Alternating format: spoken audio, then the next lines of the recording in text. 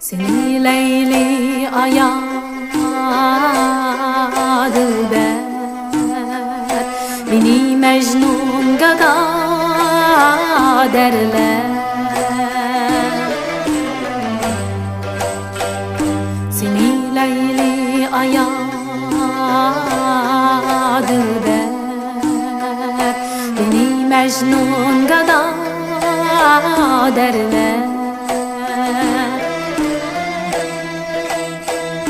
Gadalarni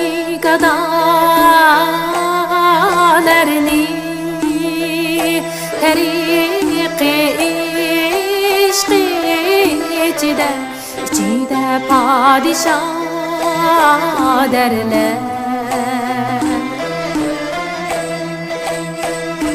Cigerler kavabın meney vay senin gına derdin yaman.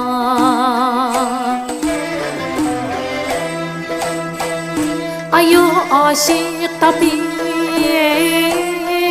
dur bu cahan mülkidir rahatni.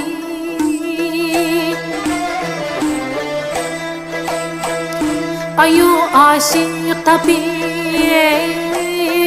dur bu cahan mülkidir rahatni.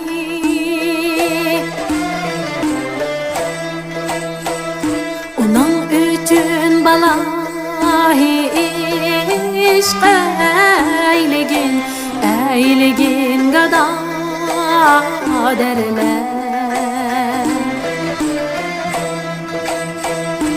Cigerler kavabın meney vay senin gına derdin yaman.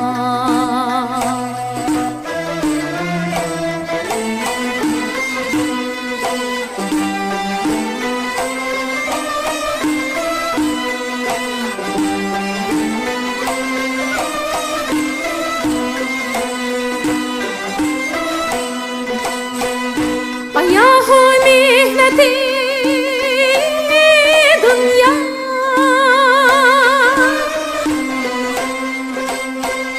nasibi bol aşıkni ezel dinler aşıkni balalarga nizam derler.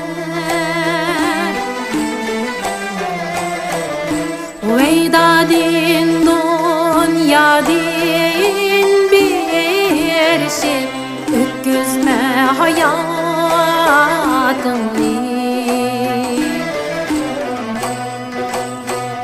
Gece gündüz